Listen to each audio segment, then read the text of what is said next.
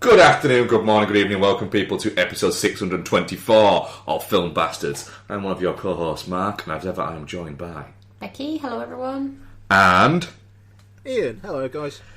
And what have we got? What have we got for you this week? We have the drama. We're finally going to find out what the drama is. Me and Ian have watched Super Mario Galaxy. Me for my sins, Ian for his child. And then we've got a review we didn't plan on doing, but we're going to do it. Because I think it's a movie we all probably liked more than the other two. We're going to review the Hulu, but on Disney Plus movie, Pizza Movie, which we all watched. To be honest, on Ian's recommendation on that one, which was quite cool. We've got our usual what we've been watching and bits like that, and we'll have some trailers and other bits there. So yeah, we're a Pod Syndicate podcast. Listen to our friends' shows. We tell you what they are all the time. So go and listen to those guys. Go and listen there. But first of all, keep listening to us. Keep on listening because we like it when you listen. Also, as well, I put out the poll and the thing for questions like a whole day earlier. Whoa. Yeah, and it's worked out better. Okay. A couple of questions, a couple of responses, which I'll go over. So that's just going to be my tact now. The day before. The day before, yeah. Sounds the day fun. biddy. So fucking let's go. Trailers. Fucking smooth, isn't it? Trailers. What trailers have been in people's eyes this week? What's been going on? I watched the trailer for a Netflix film, Remarkably Bright Creatures. Yeah. Watch this. Looks I'll like watch it it. could be quite sweet. And Lewis Pullman and Sally Field kind of having a friendship. Why not? I was a bit like that. Bex is looking like this. I'm too cool for all this. Oh, I'm too cool. It just looks What? just lame. I don't care that it looks It lame. does look a little lame, but I'm kind of alright with lame. I am kind of alright with going on a Tuesday day off morning with my breakfast going, I'm going to watch that film that Becky thinks is lame. That's fine. And then get to the end of it and go, Lewis Pullman made me cry. That's fine. You do that. Yeah, I think it don't get me wrong, if this movie is anything over 100 minutes, I might not. The thing is, it looks really sweet. It does. I just don't know whether I'm in a place where sweet movies are what I'm aiming myself at. I'm looking forward. Not looking forward to it as such, but I'm happy to spend my time with it. But I like Lewis Pullman and I like seeing Sally Field and stuff. Yeah, same. So yeah, I think that's it. If it was two other people, I might be a bit bleh, go away. But I quite like them both as actors. And I think like the idea of the octopus. that octopus is going places. Narrating his stuff. Yeah, I like well. that guy. Yeah. Although I do think that everything that's voiced as by a voice actor should just be voiced by Matt Berry at this point. I think it might have a different vibe to it if it was Matt Berry. I think that would be great. I think he needs to do a Siri. I'm surprised they haven't done that, actually, to be fair. What else have we got going on? What else have we got there?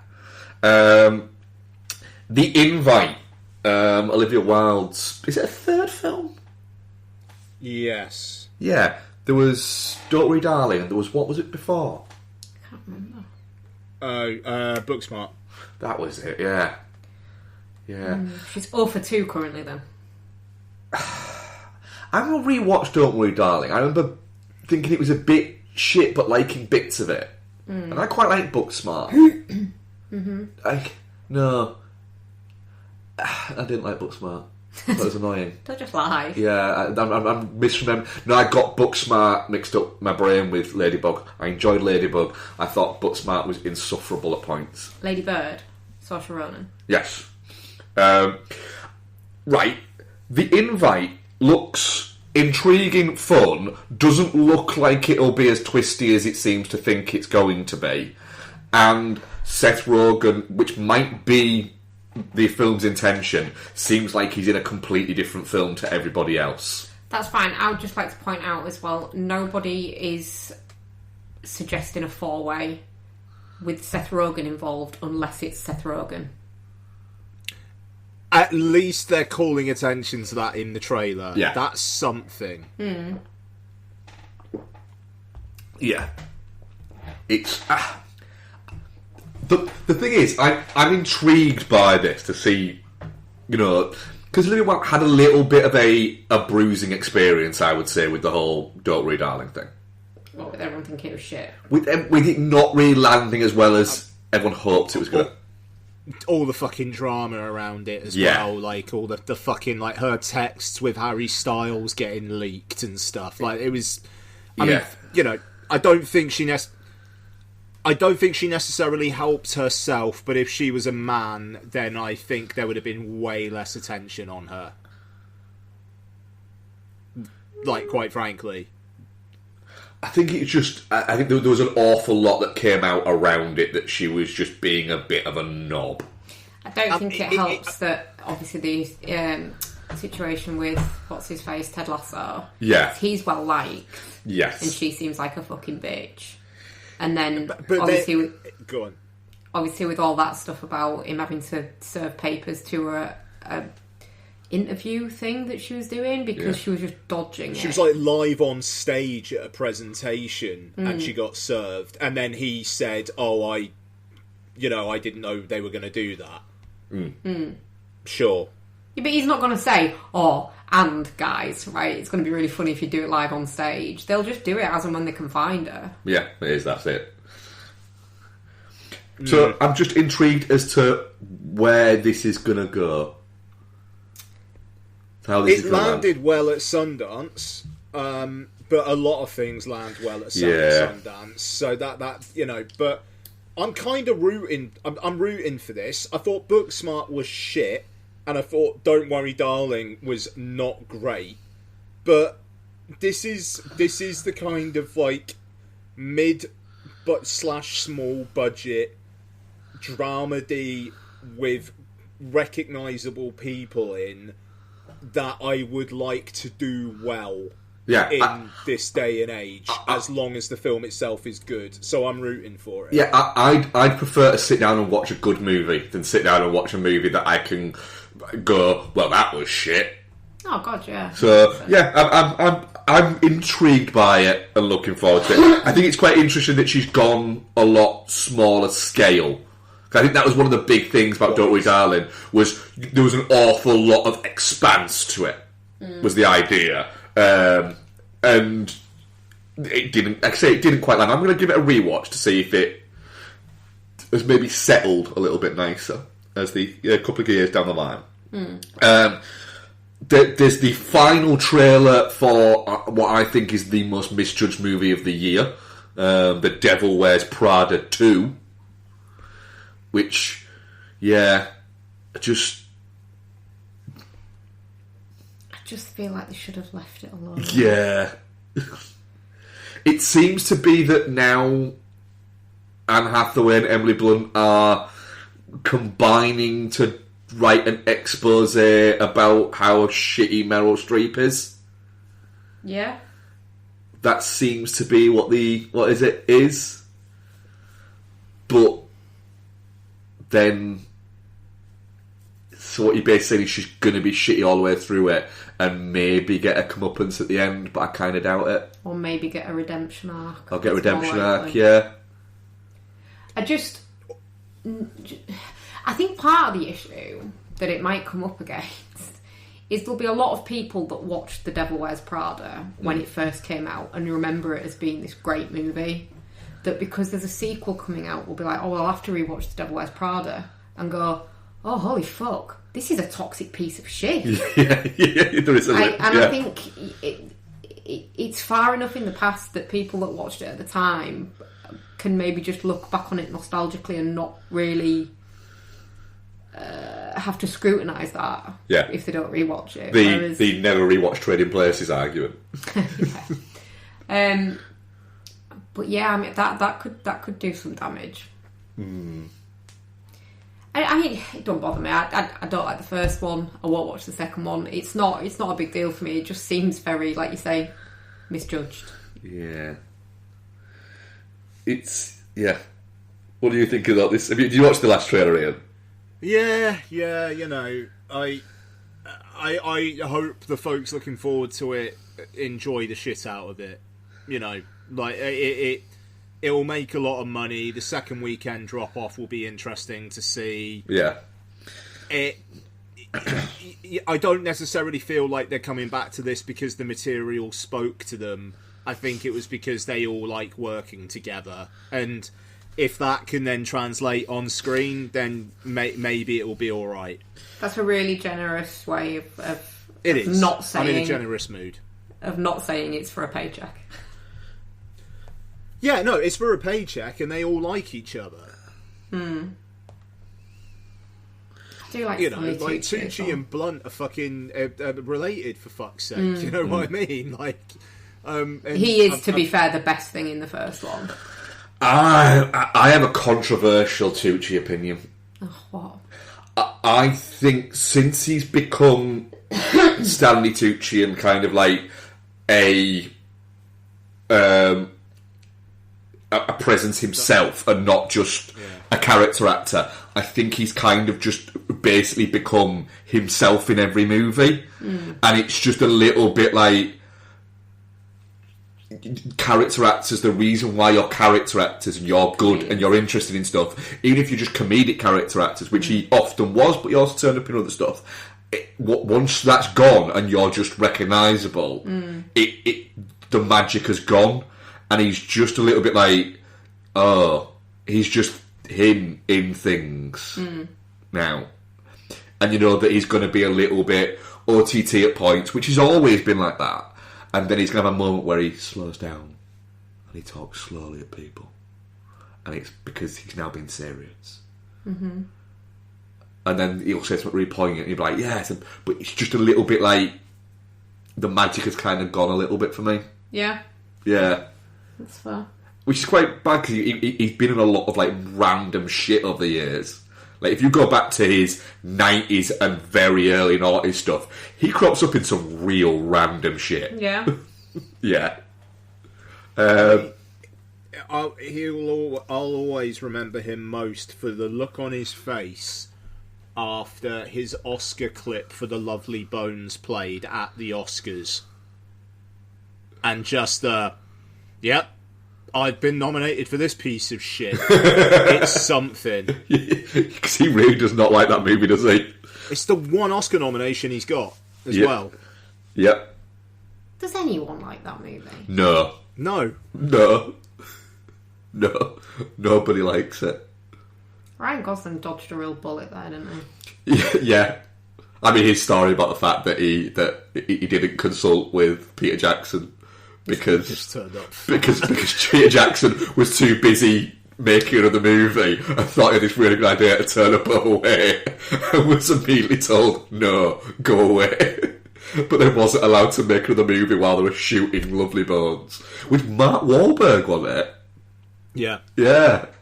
I bet Mark Wahlberg quite likes it.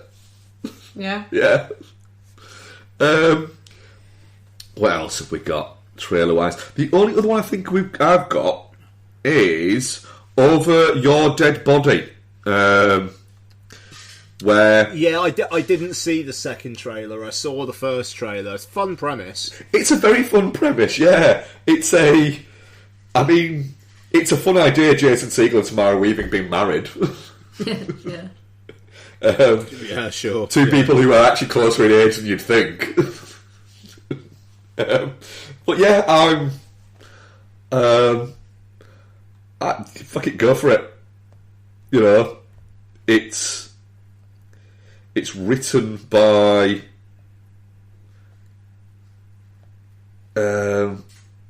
is it?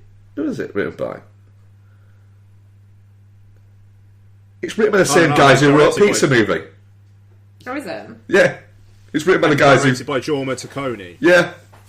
Yeah. That's quite far. Fuck it. I'm more interested in it now. Let's go. Yeah. You got any more, Ian? No, mate, I'm good. Right. Fucking let's go. Because, you know... Fucking Gonna work out and get the IMDb up for this, so IMDb can maybe tell us what it's about. So, what is interesting about how we're going to approach the drama is we're approaching it from slightly different avenues, in the sense that myself and Ian knew what the twist was, what the drama was, the big old secret was. Ian, you read it, didn't you? Yeah, I knew already, and a bit I cut out from last week's show, obviously, was Mark guessing, telling me on mic when Becky was not listening what he thought it was all about, and it was just like, yeah, bang on. Yeah. It was bothering me, thinking, what is it going to be? It has to be something. And remember, guys, we're all spoilers all the time, so I'm about to spoil it in a second. It has to be something that is bad enough, but not bad enough that she'd be in jail. For that there. So it's IMDb says, a happily engaged couple is put to the test when an unexpected turn sends their wedding week off the rails. It's written and directed by Christopher Borgli. Yep, that's a person. Zendaya, Robert Pattinson, Mama Duathi and Elena Haim are there, and other people are also in it. The drama, so she kind of maybe contemplated a school shooting. That's the drama. Bex, what did you think of the drama? The drama, or the drama, the movie? The drama, the movie to start off with. Shit. Fair. It's a difficult one, because the drama, yeah, I think probably hits different if you live with it. And I think coming at it from a Brit perspective, where gun control is a thing and school shootings aren't a part of your everyday life, your perspective on it's probably completely different. That's a fair point. But it just felt incredibly anticlimactic. The reactions of the people around her, like, she didn't actually fucking do it. Go, oh my god, what led to you feeling like that? Oh, well, I was actually really badly bullied. That's awful. Fucking great job that you didn't actually do it, and then went on to advocate for gun control and gun safety. Wow, what a turnaround. And then move on with your fucking day. But, again, it's coming from a perspective of someone that doesn't have to live with that on a day-to-day basis, doesn't have to worry about their kids going off and getting shot at school. So, it's a real difficult one to comment on, but it just felt like, and especially, I mean, and I don't know whether it's because of the performance of the script or whether it's the script, but Alana Haim's fucking hysterical reaction to it was just grating. The only person that seemed to kind of deal with it reasonably by being a bit shocked and then moving on with his day was Mamadou Athie. He does seem like a little bit like he was the calm centre of the film. Yeah, well, he's the calm centre of fucking everything, isn't he? He did The Lion. Yeah, I wish he was in more. Yeah, too right. He is always very good in anything he turns up in. I think he's fucking mint. It's prompted me to restart watching Archive 81, so that is a redeeming point in the drama's favour. It prompted me to rewatch something better. But I just thought it was shit. I thought Zendaya, for her part, played that quite well, in that she seemed to be very much like, look, I know it's bad, but I didn't actually do it, guys. Like, she seemed to be the most believable out of the other three that aren't Mamadou Athie. But yeah, I thought Alana Haim, whether as written or her performance of it, was shit. I thought Robert Pattinson was a bit fucking Hugh Grant in it. Like, don't do the bumbling fucking English guy. You're better than that, mate. And then his fucking unhinged speech at the wedding. And then the fact that she fucking goes and meets him. Don't forgive him. Yeah. He's basically ruined your life. That man really should have document recovery.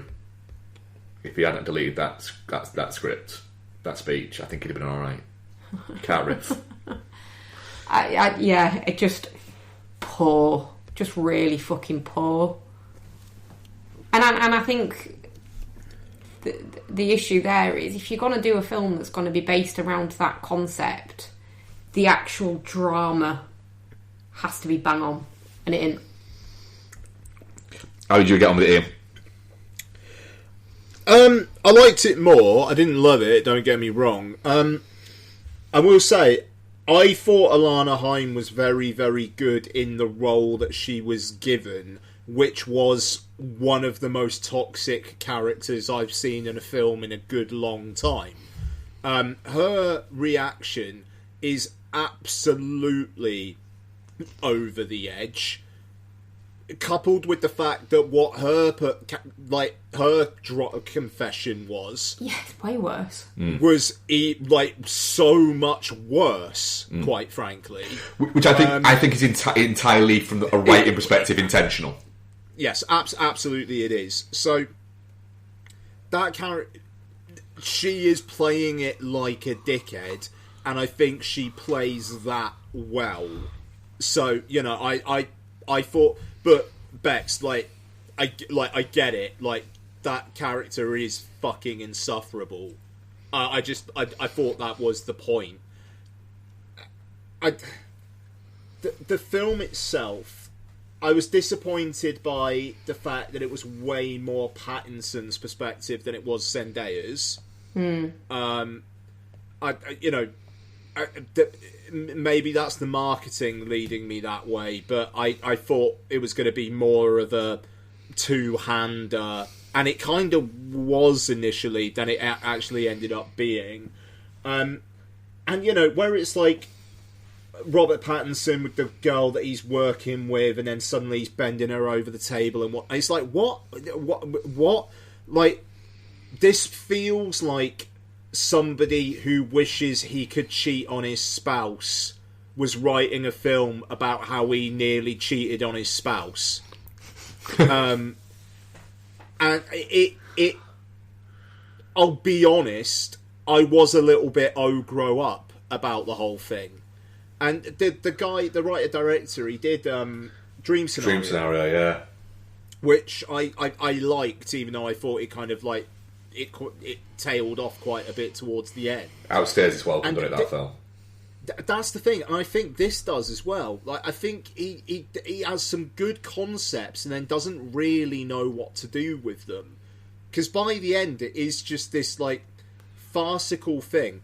I will be honest, I didn't... I saw him arrive home, and then I nearly shit myself and had to go to the toilet very badly and missed the end of the film.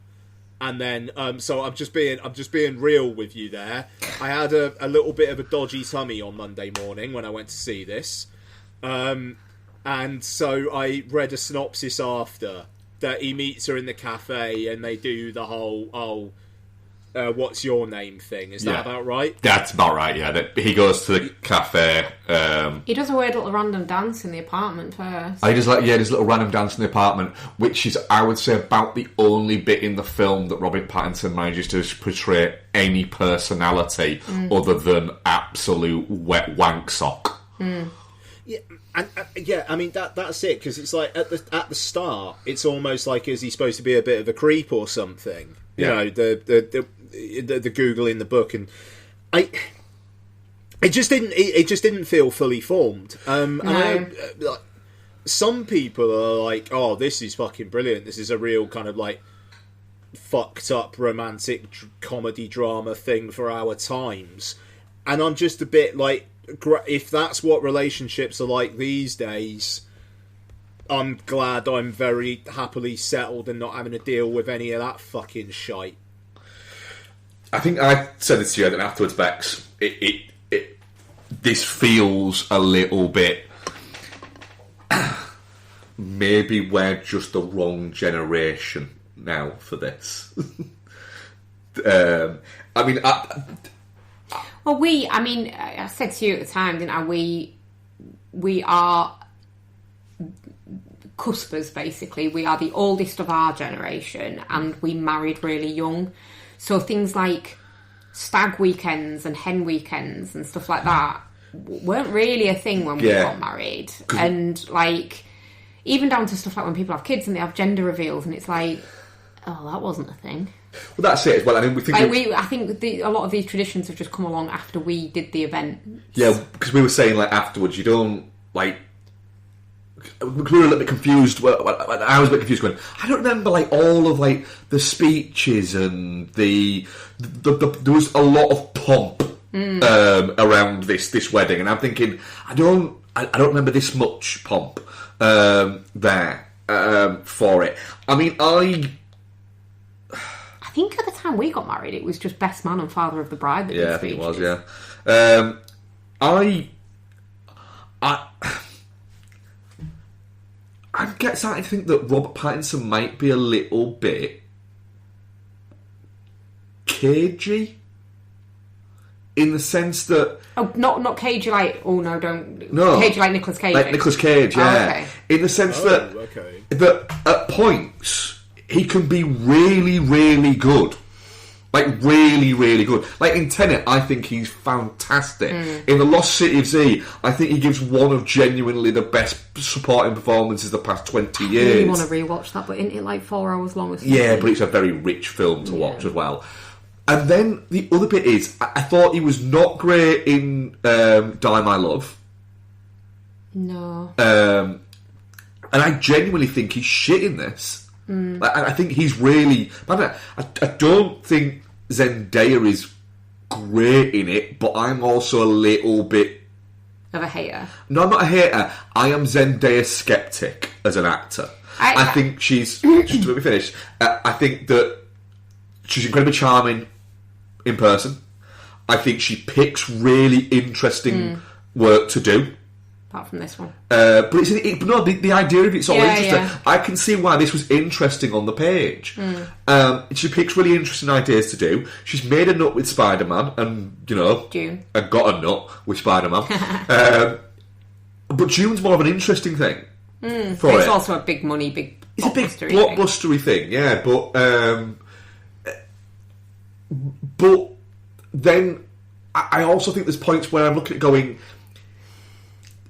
She's very similar in a lot of things that she does. I don't know. I think this is one of her better serious film in Bunny Ears performances. In that it is quite nuanced, and like I think there's a bit more. I don't think she's subtle bad acting that goes on than in some of her other films, like that. What was that awful tennis one? Challenges. You know, there is some facial acting. There is like pained reactions. I mean, I thought she was better in Challenges than this. Really? Yeah, I do. I don't think that she's. I don't necessarily. I think she's bad. I'm just saying that she's a bit. I've not seen anything where I've gone fucking holy shit. She's great in that. Yeah, no, she's perfectly all right. Yeah, but there are definitely better actresses in her age range. Yeah, there are. But she also looks like Zendaya, so that. And as well, and she is good in the, quite frankly, in the publicity. She's good at publicity things. Yeah, she's good at the press. She's getting people watching her. And as well, and I guarantee you, she's great to have on set. I guarantee you, she fucking turns up on time, knows all lines, and is really pleasant to have around the place. And she's just there's a whole thing of occasionally you just want people who are just good people on set, and I reckon she probably is a great person on set, and she's a good actress. There's no getting away from that. The supporting performances are all better. I just think that a little bit that a guy had an idea about, you know, this whole give away your biggest secret thing, and has written it out from that point. Has written the film outside from that. And the problem is, I actually don't think that's... I think it's an interesting idea for a film. I could also say I don't think it actually necessarily means that it has transferred into an interesting film. In the same way as I think The Purge is a really interesting idea for a film, but actually isn't that interesting of an actual film. Whereas the Purge movies are the even number ones are great and the odd number ones are shit. Yeah. But it just, I mean, the ending is just, it doesn't even make sense that he just goes on this garbled speech where he just announces everything and starts saying everything that Mamadou Athie said to him, don't say that, earlier. You know, who genuinely, especially that guy, with the way that he's portrayed, has been quite soft-centred and quite sensitive, let's say. And, you know, why would he at any point think, oh yeah, I'm going to talk about our sex life in my speech? Yeah. It just... But then even the bit with his co-worker is out of character. He, as portrayed in the rest of the movie, doesn't seem like the kind of guy that's like, I'm going to nail my fucking co-worker in my office 3 days before I'm due to get married. Yeah. It just...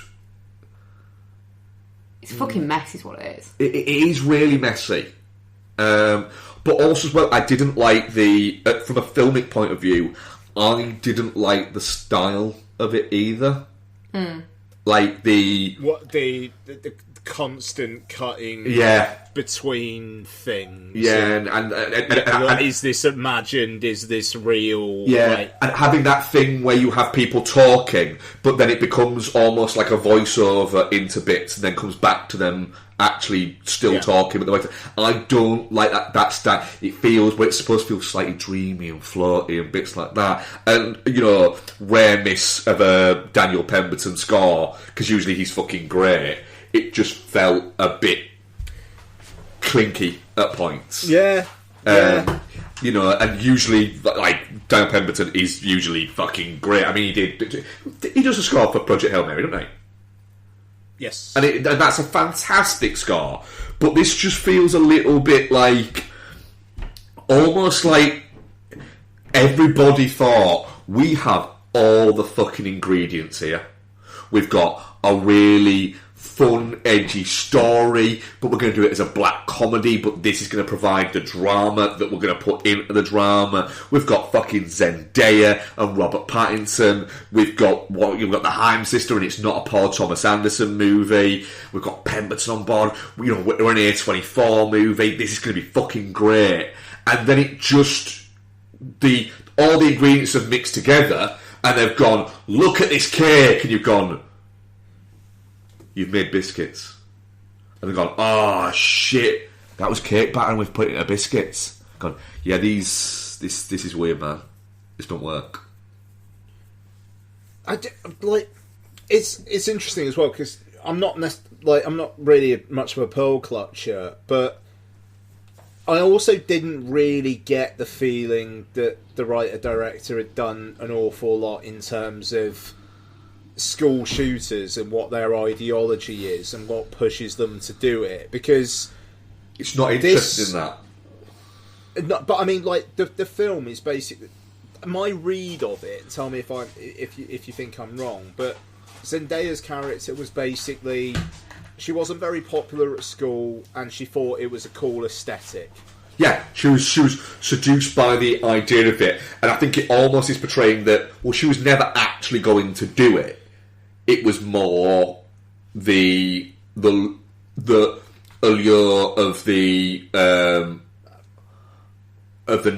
possible notoriety of having done it.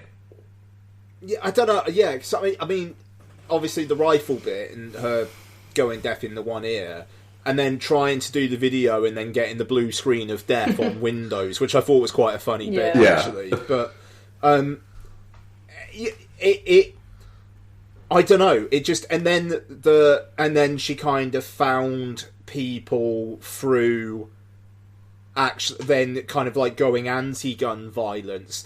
It all just felt like, oh, wouldn't it be sick if ... Yeah. And I know like some groups of relatives of school shooting victims have come out against the film. Yeah. And I like, and it was kind of sight unseen because it was like last week, but seeing the film, yeah, I don't think there's necessarily any nuance or grace. It all just feels like a thing that's just gonna push some buttons. Yeah, there's an element of you're using you're using something very serious that genuinely affects people's lives, and is something I think it's like you said earlier, Bex. We're not American. We don't have this. So this is a Brit-centric commentating on something that is very much an American problem, and I'm not meaning that as in a. I'm meaning that as in a sympathetic way, American problem to people who do want stronger gun control, who don't believe that these things should be normalised. This isn't me criticising America on this. It's more it's a sympathetic ear to it. Is for it to be used because all of the marketing was so heavily around what is it that she's done? What is it she's done? And then to have it be in a black comedy feels a little bit like, I'm not sure America is in the place at the moment where it can joke about that. This is okay. I mean, there's a Stephen King book about school shootings that he has pulled off, isn't there? It'll never be reprinted, and he's pulled it off because he said it's not. Yeah, the Batman books is now printed without rage in it. Without it doesn't want to be there. And I remember, this is going back about 10, 11 years, but there was an opening episode to the penultimate season, I believe, of Sons of Anarchy that had a school shooting bit in it, didn't it? Yeah, it did, yeah. And then a school shooting happened like the day before the episode was due to go out. And so they pushed the season back a week, and Sutter was basically going, I don't know if we can release this series, because I don't know if we can release this episode. And he spoke to groups of survivors, not the survivors of that recent, but spoke to other groups of survivors and said, look, I need to ask you what you think, because I'm going to say we'll pull it. I'm going to say that. And a lot of these groups watched it and went, no, the way that you've handled it and the way that it goes through the story is you're not using this for entertainment. You're using this as a punch in the face to people that watch this. To go, this shouldn't be allowed to happen. What the fuck? I think it is wild though, because sorry, just a slight tangent, I guess, but as someone who was quite badly bullied at school, it must be weird being an American kid and that having being an option. Yeah, an option. I guess. Yeah. Like, not that every kid that's bullied... I mean, don't get me wrong. There was times when I was in secondary school that I very much wished that the people that were persecuting me would just fucking disappear. But I never, I don't know, planned to take a knife into school and stab them or anything like that, which would be our recourse, I guess. I got stabbed at school. Yeah, you did, didn't you, with a butter knife? I got stabbed with a butter knife, remember, yeah. I mean, my dad had them. Actually, I probably shouldn't say that. I don't know that you're allowed to have them. But, if you're badly bullied enough and you're isolated enough and you don't have a network, I can kind of empathise, sympathise, whichever one it would be, with having those kind of thoughts. Yeah. Do you know what I mean? And she doesn't go through with it. No, I mean, to be fair, she gets quite close though. But does she? No. Realistically, does she? Yes, she takes the gun to school.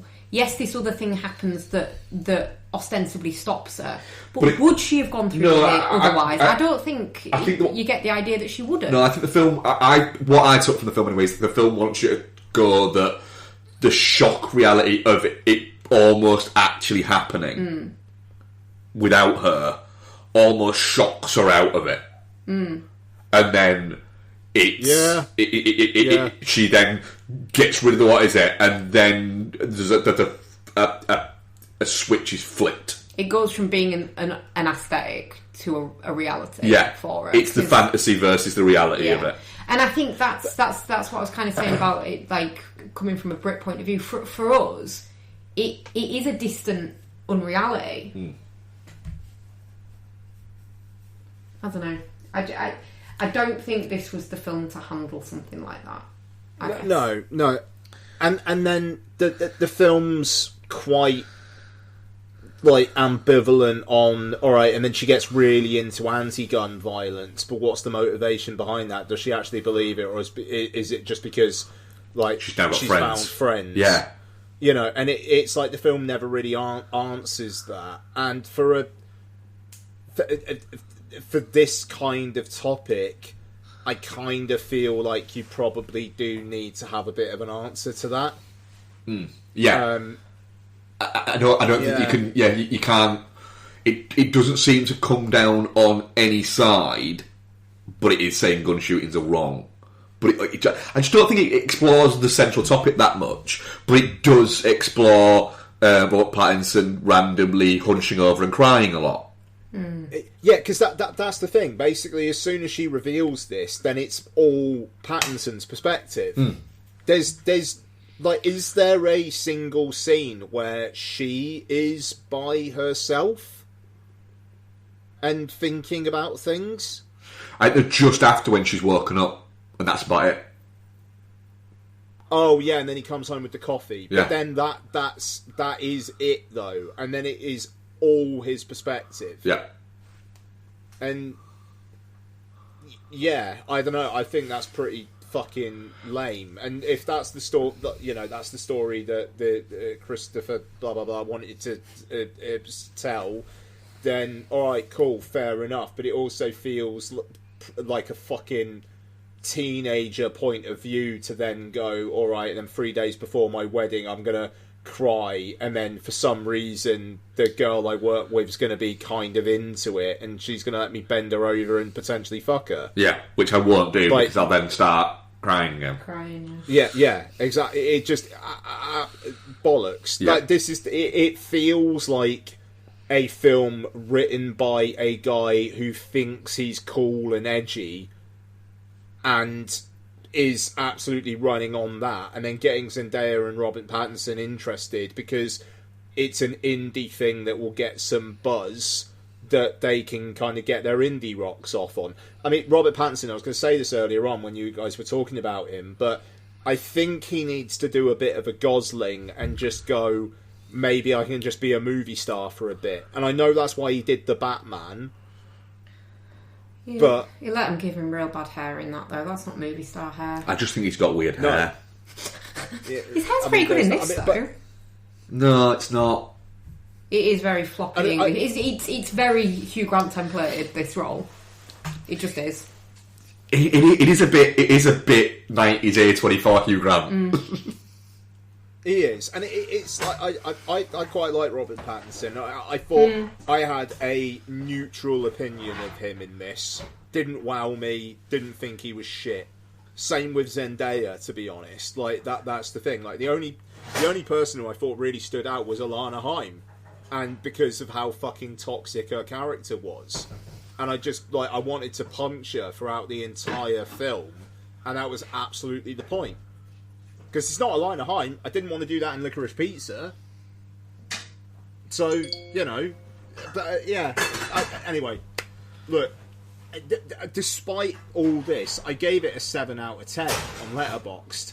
But I'm grasping at reasons as to why. Like, I thought it was... I thought it was funny at moments. But that's kind of all I've got for it. So actually, I think I probably need to downgrade it and go touching cloth. I think it was. Yeah, I'm going shit. I'm going shit. The bit I really liked and the character I really liked in the entire movie was I liked that photographer's energy. Well, I like the fact that she was just like, come on, pretend you actually fucking know each other. That's the thing, that bit was funny. Yeah, I had a great time with that bit. And then, and actually, the bit as well where the replacement DJ comes in, and he's just really, like, he just really wants to talk to people about his equipment. thought that was good. Asking Andy if he was like a gearhead. It's like, no, not really. He just still starts telling him. And it's just like, it's somebody completely outside of the film coming into this weird, tense situation and just being like, hey guys, there's a wedding and I'm here, I'm gonna DJ the fuck out of this, let's chat. Yeah. I thought that was good. Yeah, it was. I mean, our audience poll was, it was definitely not shit 50%, and then it was 25% to touching cloth and shit. Sure. Yeah. So yeah, right. Ian, shall me and you do Super Mario Galaxy movie? Let's go. Let's go. What is it about? It's fuck knows, mate. Yeah, I genuinely, I don't know. Princess Rosalina gets kidnapped, and then a bunch of stuff happens in front of you. I mean, that's it. Yeah, I mean, it's the Blue Princess girl gets kidnapped, and then they just bounce around doing stuff. And yeah, it is. It's some of the most bland voice acting I have ever known, with the exception of two people. Can you explain to me why Donald Glover is voicing Yoshi? It makes no sense. Because apparently he just said, my kids love this shit, I'll do anything. Fine. I mean, yeah. Glenn Powell and Luis Guzman aside, Luis Guzman always delivers. And he delivers in this, in spades. Yeah. It was Brie Larson doing Princess Rosalina. I didn't notice that. Yeah. I mean, apparently, and some fucker on Reddit actually did the work on this, she says 113 words. Like, she was the main thrust of the marketing of this film. She is kidnapped 10 minutes in, and maybe has, 90 seconds of screen time in the rest of the film. Mm-hmm. Yeah, that's something. It's really... The thing is, what I'm going to say is, this movie is emphatically not for me. And that's cool. I thought it was... I personally thought it was just an absolute blob of nonsense. But I would say about 20-25 minutes into it, my brain went, I haven't played a Mario movie since the second Mario game. And that came out, I think, in 1991 or something like that. Granted, I don't think I probably played it in 1993. But I genuinely don't think I have played a different Mario game since then. I have played that game since then. And I've played Mario Kart a little bit since then. But I don't think I've played a modern Mario movie. You're a cunt on Mario Kart. I don't think I've played a 3D Mario game. I think all mine have been single frame animation. Like platformers. Yeah. 2D. So this is not for me. I actually admire the fact that this is a kids' movie. It just is. It's a kids' movie. And do you know what? There's kind of a bit of me that thinks the Super Mario Galaxy movie kind of should be a kids' movie. It shouldn't be for mid-40-year-old men who don't play Mario. Well, no. So, yeah, I'm kind of alright with it. But what I will say is that it is hampered as a film, and not just. I think I can say this as a film and not as a film for a mid-40s man. It's hampered by the fact that the voice acting of Mario and Luigi is shit. They're just talking. Right. As opposed to... I don't have a problem with Charlie Day, to be honest. No, maybe not Charlie Day. Chris Pratt is literally like one take and done. Chris Pratt seems like he could be doing this whilst making himself his breakfast, and he's just doing it in a headpiece because he can't bother to go to set. It's like he recorded the lines for this in between takes on Mercy, so he didn't even have to get out the scene. Yeah, that's it. It's so... There's nothing to it. 2 in one, baby. Yeah. You know, I mean... That's the way. He'll do Garfield 2 while he's at it. Yeah, wouldn't surprise you, would it? It's so... At least Charlie Day is doing a little bit of a voice. A little bit of a voice. Whereas he's not. I mean, Benny Safdie's doing a voice. Jack Black's fun at points. Way less impactful than he is in the first one. Yeah, it tickles the balls of doing a song and then doesn't. Yeah. Like literally they went, so have you written a song, Jack? And he's gone, no. I haven't. Could you? No. That's what it feels like. He starts about to sing one, and you're going, oh, alright, it's about to kind of go into a fun play. No, oh no, oh wait, no, we're just back to now that fucking mushroom head guy just chasing somebody else down, or that Cooper being really creepy with young Bowser. Oh yeah, Kamek. Yeah. The thing is, I like the first one. I talked about it last week, and I have a good time with it. Even though there's plenty of memberberry kind of stuff about it, but also Jack Black is really, really good in the first one. The first one also had a plot that at least kind of felt coherent. This one is literally, and then this happened, and then this happened, and then this happened, and then this happened, and more in a way of let's just cram in like more and more references. Yeah. And then Fox McCloud, voiced by Glenn Powell, turns up, and there is a 2D sequence explaining his origins, where I'm like, I want that film. Yeah. I give me that, please. And the whole kind of like the do a barrel roll stuff is brilliant. You know, it's like yeah, I want to see that. He's come in from a way more interesting film. Yeah. And I you know, I love to see it. And there's, I mean, I quite enjoyed the opening like Yoshi sequence. Where he's walking and you're getting a shot from him from behind, and he's just walking through and he's developing all of the various different bits. With the Notorious B.I.G. Yeah, that's quite cool. That was alright. That's quite fun. But then nothing else happens after that, really, that kind of matches that.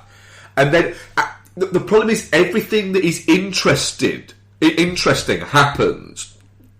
And then we cut to Mario's reaction to it, and he just kind of goes, and you go, God, you're actually quite a dislikable character. Yeah, and so the directors of this, I kind of wish they were able to let their freak flag fly just a little bit more. So these guys were big creatives on Teen Titans Go, and they directed Teen Titans Go to the movies. And it's like the one time in each of these films where I feel like they kind of do their thing is with the Luma, the blue one that's like really dark. So the first film, if you don't remember, basically goes to credits with the Luma talking about how like basically after you die there's emptiness, but hey, I feel sad now, so I'm gonna just play my sax. And then, like, he just plays his sax, the Mario song on the sax. He's like, what the fuck was that about? And then the mid-credits of this one... did you see the mid-credits?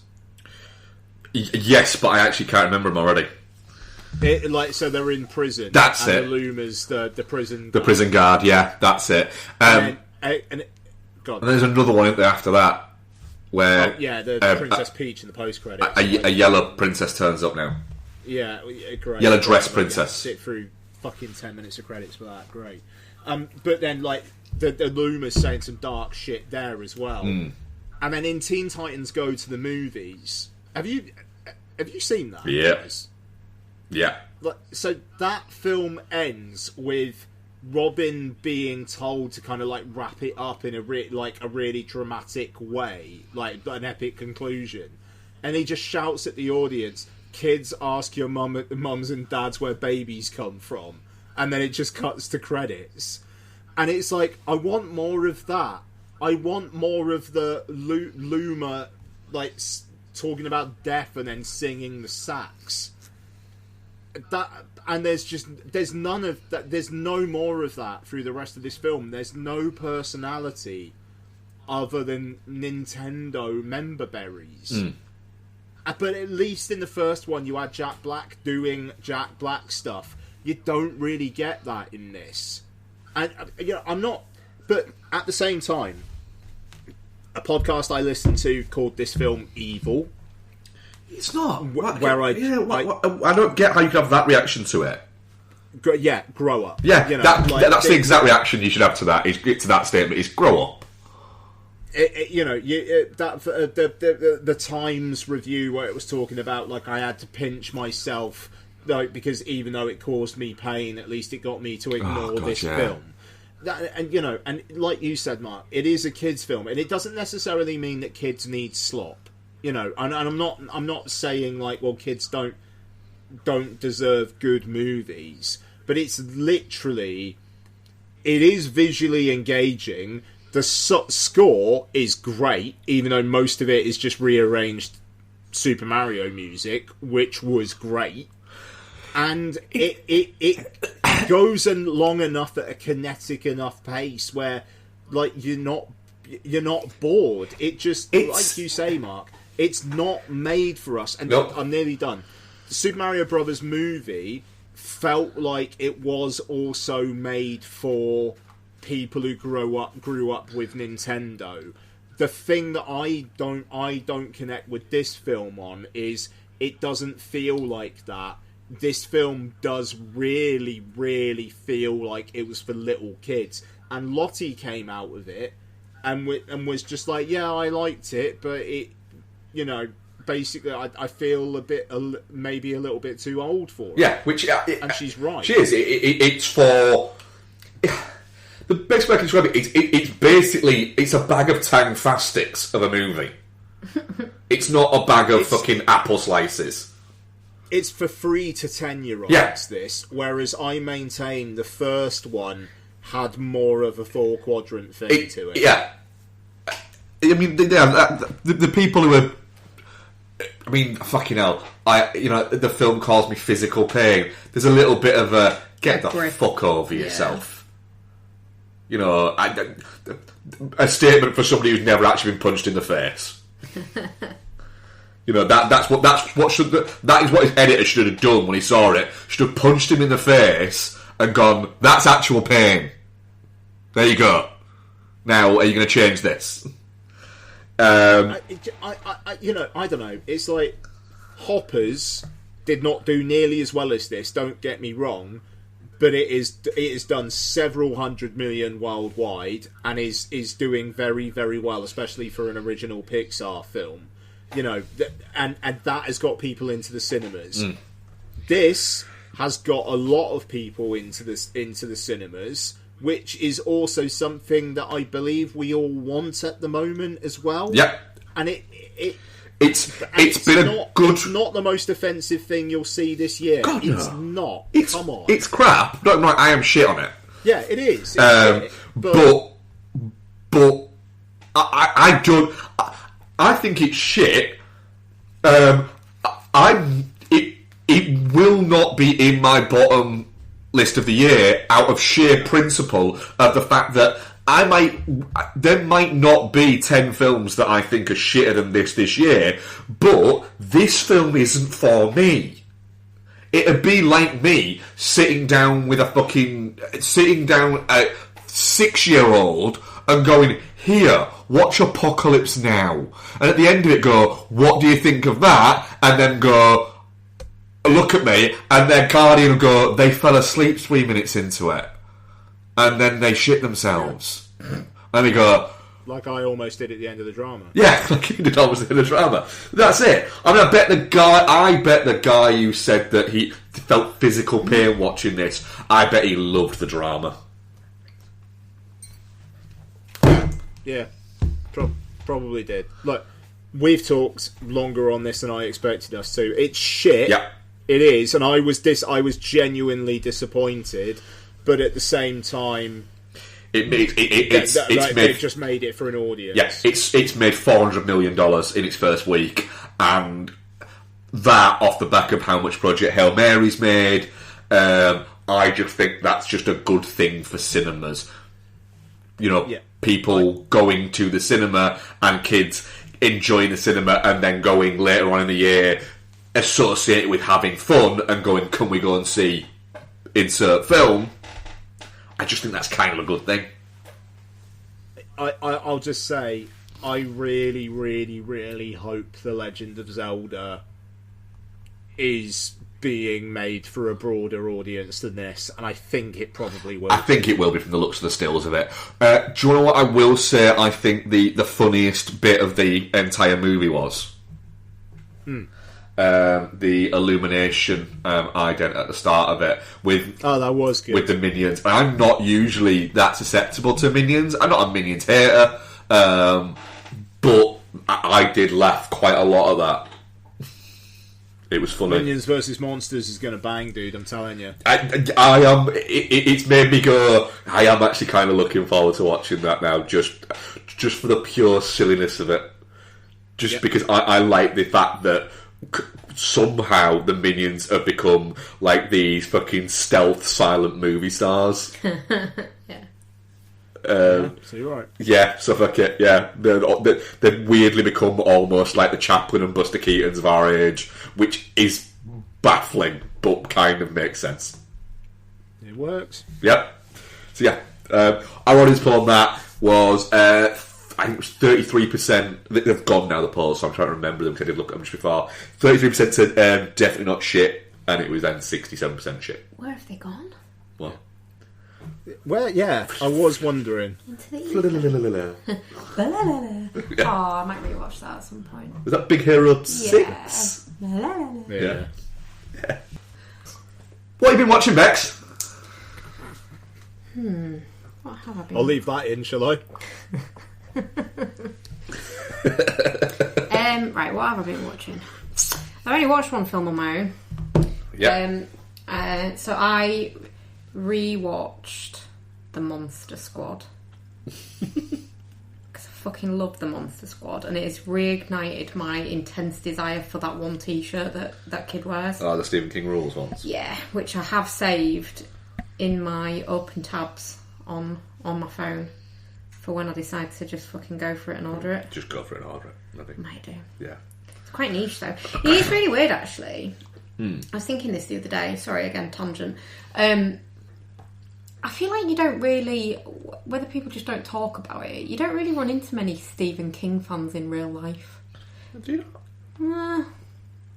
One of the guys that I work with is a big Stephen King fan. One of the people that lives at my work is a big Stephen King fan. I mean, there you've just kind of, unproven your own. Yeah, I'm a little bit. Do you want me to cut that out, Bex? Probably, actually. Actually, no. I mean, like, because you work at a care home, don't you? Yes. Or, yeah, like somewhere. Near as damn it.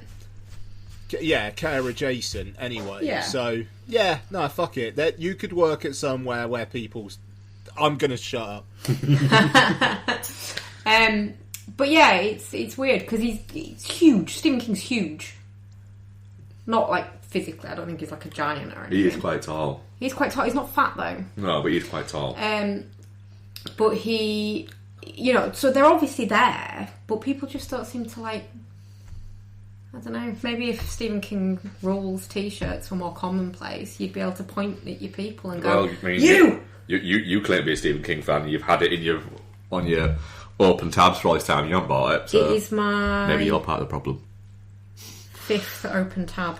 Yeah, out of like 50. Yeah, which means it's been in there a while. So yeah, I watched that. It's good. It's fun. It's kiddie horror. Oh, it is. It's a great film. Yeah, it is. It's wholesome, but not shitly wholesome. If that makes sense. Yeah. I just fucking love it, and I return to it every couple of years and just have a really good time. The other thing that I mentioned earlier that I've been watching is TV, which we're allowed to talk about now, so you can't stop me. I've been rewatching Archive 81, which is the Mamadou Athie TV show, which is just fucking mint. I know you haven't watched it. Did you watch this when it came out, Ian? No, I heard about it and was like, that sounds interesting, and then never did. Did it maybe get like 1 or 2 seasons, and then it was supposed to get another season, then didn't, or something? It got 1 season, and I think the idea was it was meant to be like anthology-y, so like the next season would be completely different anyway. So it wraps up.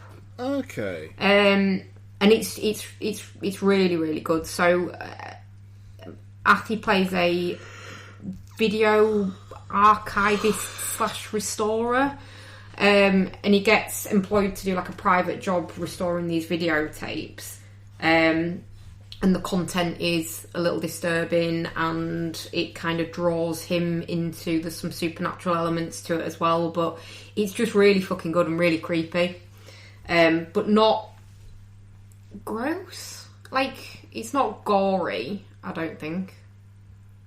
I don't know, my tolerance for gore is quite high, so I tend to not notice it, but I don't think there's anything. Maybe some people get their throats slit. Nice. Real minimal shit. But yeah, it would be a strong recommend, but it is one that you have to really fucking pay attention to. Because it's quite involved, if that makes sense. Yes. But yeah, really good. But yeah, that's it. That's all I've watched on my own. Nice. Oh, should we do what have we watched together then, Bex? So we watched. We rewatched The Naked Gun. Yeah, the movie from last year. Yeah, The Naked Gun rather than Naked Gun. Yeah. You Which is why I fucking specify. You very much like this film, don't you? And this style of comedy. It's fucking funny. I think the Leslie Nielsen of comedy, that whole, not even era, because I think other films tried to ape the similar style and just didn't do it very well. I think maybe just the Leslie Nielsen of it all was just a really good time. Yes. Airplane is my favourite comedy. Yes, it is. But I do think that Liam Neeson, a lot of similar letters in their names. Yeah. Maybe they're anagrams. Maybe it's like, I don't know. Anyway, so he does really well with it, and he does it in a very similar sort of style. He's got a good deadpan. Yeah. Come on, which bit? Just the. It's just, you can't beat City Hall. Yeah, it's just a building. You can't fight City Hall. That's it, it's a building. Yeah. It's a great line, yeah. There's just, I mean, there's bits that fall a bit flat for me, like the shadow and a book that would make you beg for the brown. It's just like, yeah, that didn't need to be in there. Alright, maybe it did need to be in there. But yeah, there's just like, just all of it. Just, there's some really fucking great lines. The bit with the Sex and the City thing is quite funny when they're on about Miranda rights. No, Carrie rights. Man's fucking laughter. Man's laughter bit killed you, didn't it? Oh, God. That must be a really funny joke. The Buffy TiVo bit. Oh, that is great, yeah. That whole fucking sequence is exceptional. it's just Like, did you plug my TiVo into your network and the whole kind of like, the Ethernet and like, oh, it's great. It's so good. It's just so specific. I think. Yeah, it feels like that happened somewhere. I wouldn't put my sperm across a board. I have a Bon Jovi t-shirt for that. Fucking great. Oh dear. I mean, yeah, it's very funny. It does a very good job of going. We don't need to be any more than like 80 minutes. Yeah. I mean, I hope there's going to be another one.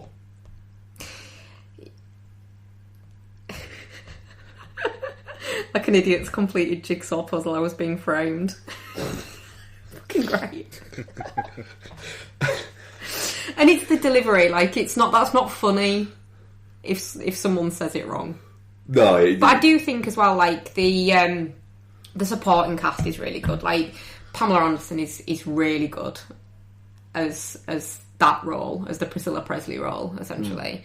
And Paul Waterhouser is great as his sidekick.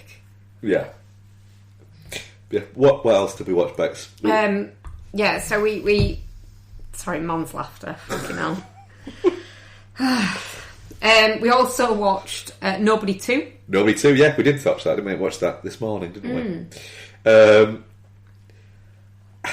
So I've been alright with Nobody. Nobody 2, the story makes no fucking sense. No. At all. Like, at all. And then the more it goes on, continues to make less sense. Yes. The more it goes on. And you're going, what? It's baffling. It is, yeah. I think it's less rooted in any type of reality than Nobody is. And the storyline is paper thin. I mean, paper thin might be generous. Yeah. But I do think Odenkirk's really good in it. You do get Sharon Stone dancing. Which, again, makes no sense. I know, but it's still one of the best bits of the film. It's still fun, but like, it makes no sense that her character's doing that. She's just dancing, man. She's just feeling the vibes. Yeah, it makes no sense. No, it doesn't. No. Yeah, it's fine. It's fine. I mean, the RZA turns up again. And literally, it's almost like he's gone, I'll come back and do it, but I'm a samurai. Yeah. And they've gone, fine, alright. Yeah, sure. Yeah, go on then. Yeah. He's very charismatic screen presence, though, isn't he? In this, yeah, he is. In general. It works. It is very nobody asked for it, but yeah, alright, fine. It's nobody. Yeah, isn't it? It's that. I never didn't enjoy my time with it, but also it's a bit like, I don't know why this exists. Is he in Popstar Never Stop Never Stopping? Who? RZA. RZA, yeah, he played himself. Fair. Oh, I just really want to watch Afro Samurai again now. It was my birthday film last year. Of course it was, yeah. I had a perfectly decent birthday film experience with it. I can't do a birthday film this year. Why? I'm actually going to a gig and like going for like drinks and stuff beforehand, so I don't think I'm going to fit it in. And it's the end of Oak Street is that weekend, so I think I'm just going to see it the day before. Oh, the dinosaur one. Yeah. And then what else did we watch, Bex? And then we also watched the classic scientific masterpiece, Alone in the Dark. We did watch Alone in the Dark, yeah. The Uwe Boll masterpiece. Uwe Boll? Yeah. Actually, before you get into this, Bex, did you know that there was an Alone in the Dark game out for the PS5 that came out a couple years back that stars David Harbour and Jodie Comer? No. Look that up. Fucking hell. Interesting. But this one's got Tara Reid, Ian. This film does have Tara. Stephen Dorff. This film does have Tara Reid as a archaeologist and museum curator. Oh, nice. Yeah. I mean, it's really, really shit. Everybody in it knows it's really, really shit. But it's funny watching these people be on the absolute cusp of going, this isn't spoof, but but like this is shit. It's so funny. I really like it though. Like, I really enjoy it. Yeah, I do too. But I think it's enjoyable because, like, Dorff is committed because he's Stephen Dorff.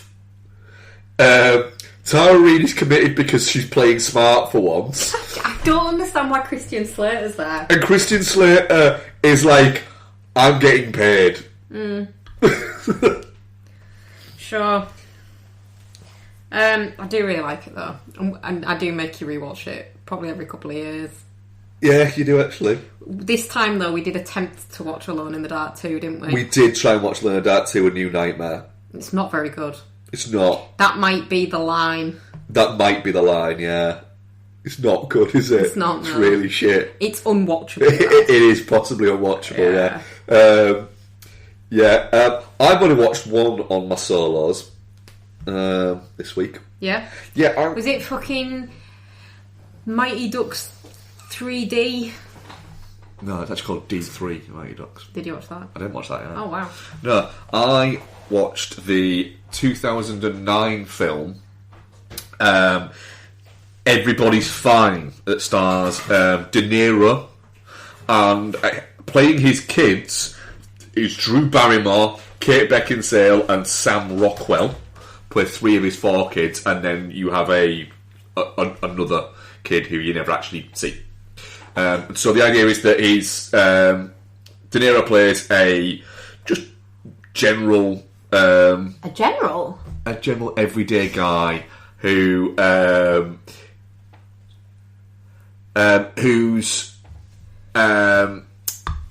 recently widowed, and at the start of the movie he's clearly getting ready for his kids visiting him, and then he gets calls from all of them basically cancelling, and so like he's clearly like looking forward to it, he's planned all this stuff, so he decides that he's just going to go and visit them individually instead and go and see them. So he goes, like, he basically is told he's allowed to fly by his doctor, and he's actually told by his doctor that he isn't allowed to actually go anywhere because he's got a heart problem. But he decides that he's just going to take the train and take a bus to go and see his kids. And so it's about him bouncing round to go and see his individual kids, and then just kind of like pretending that everything in their life's alright. In the background as well, you've got going on is the first kid he goes to see is the kid that you never meet, and it turns out that kid's has some problems. Also, all of his kids are quite high achievers, and it seems that he's pushed them to do that, but not in like an overbearing way. Yeah. It never portrays him as being a bad father or anything like that. But then it's just like you can tell they're all keeping things from him. Right. And then you get a scene where it is quite kind of schmaltzy in places. So he gets mugged when he's trying to go and see, when he's on his way home. No, he's going to see Drew Barrymore. He's the final one he goes to see. He gets mugged, and the mugger, played by Brad Sexton III, or maybe Brad Sexton. Maybe De Niro just got mugged by Brad Sexton. It might not even be an acting bit. Ends up like stamping on his pillbox, so he has to have his pills. He basically can't get a repeat prescription on it, and he ends up having a heart attack. And while in this heart attack kind of like coma state, you have almost like this semi-dream sequence bit where he's got all of his kids, but they're actually kids. They're played by kids round his table, and he's chewing them out about the fact that they don't actually fucking talk to him, they just tell him everything's fine. So he's like, he basically saying to like the Kate Beckinsale one, like, I came round to your house, and you know you're clearly separated from Jerry, who's a husband. So you're clearly separated because he rushed round, then left in the same clothes that he came round in the next morning. Why didn't you tell me this? And then Sam Rockwell, who's the other kid, he's like, you know, you told me that you were flying out to Europe with the orchestra that you work with the next day. That's why you couldn't hang out that night. There's posters all around the city talking about the orchestra being there for 3 months. So I knew it wasn't there. And then, like, when he goes to see Drew Barrymore, somebody drops off a kid and pretends that, like, oh, can you just look after the kid? And he's like, it's your kid, why didn't you tell me you had a kid? And it's like, it turns out the mum knew all these things, but he never got told them. And he's like, but why? And they can't really explain why. And it's quite sort of heartbreaking that he's a good guy. They're just all kind of like dicks. Self-absorbed. Yeah. And it was like, oh, you always like, you always hold us like to these really high standards. It's like, no, I pushed you to achieve things. You know, I was never overbearing. They're like, well, no. And he's like, you're all just, and he basically just called them out and said, you're all just dicks. But it turns out that what they were trying to hide from was the fact that the other kid, the youngest of all the kids, had OD'd and died. So his kid was dead? Yeah. And they weren't telling him. That's shocking. Yeah. And then there's a thread running through the whole thing of the fact that he's really proud of what he did as a career. Yeah. And he keeps pointing out to people. And what he did as a career is he made the coating that goes on telephone wires. And that's, you know, like on outside telephone wires, the coating that is it there. And at the end of the film, he goes to try and buy. He'd seen one of his youngest son, the one who died. He'd seen one of his paintings that he'd done because he was an artist in a gallery. And he goes to try and buy it, can't buy it. And then the last shot of the film is the girl in the gallery going, look, I think we do have some more of his paintings downstairs. And she pulls out one, and it's a painting of just telephone wires. And it's just like, it's quite a nice ending. It's a fun movie because it's got. I mean, it sounds really depressing, but it's it's a very much a drama film that has occasional moments of levity and little bits of comedy within it, and it's just you're getting to spend time with just somebody who's quite a nice guy. Like he's quite nice. His kids are just shit. He's just he's a little bit awkward in social situations. But yeah, but I had a good time with it. Good. Yeah. It's that weird point in De Niro where he was either doing stuff very much... Like, there's a really fun bit where when he's at Beckinsale's and, like, they're giving him... He's having dinner around there and he's trying to use chopsticks and he's trying, but it don't work. And, of course, you know, De Niro famously owns some quite well-reviewed... notorious Asian restaurants. Yeah. So it's a kind of like nod where it's like, never got the hang of these things. That's funny. Yeah. What have you been watching here? Okay, so got a few. Let me pull the old list up. So yeah, rewatched Five Nights at Freddy's 2 with Lots because she's not old enough to see it in the cinema. Great Jim Henson creature work. Lots shit herself a couple of times, a couple of scares, which was worth watching. It's fine, you know. It's gateway horror, as I think I said when we talked about it a few months back. That is just what it is. And to be honest, if anything, I think it's actually less dark than the first one. There's less. These are like machines possessed by the spirits of murdered children in this. It's just like a girl who was murdered is now the bad guy and she's possessing all this shit. Lots was also very annoyed at how abruptly it ended. Yeah, it does kind of just end, doesn't it? Yeah, it's like the guy just walks out the house and then the girl like possesses the woman and then it just cuts to credits and Lots was just started laughing, was like, is that actually it? Which, fair play. There's a lot of mythology about that game series that she was very happy to tell me about. Yeah, the thing is with that game, the people who are into it are really into it. And that's cool. I don't mean that as a negative. Yeah. So, hey, fucking hell, that film though did $240 million. Yeah. I mean, it so won't cost that much, you know. No, like $40 million. That'll get a third. Yeah, they do a third if it's out before she's 15. I'll take her to the cinema to see it. Fuck it. You know, it'll be all right. Yeah, you'll be fine with that. Then. Yeah.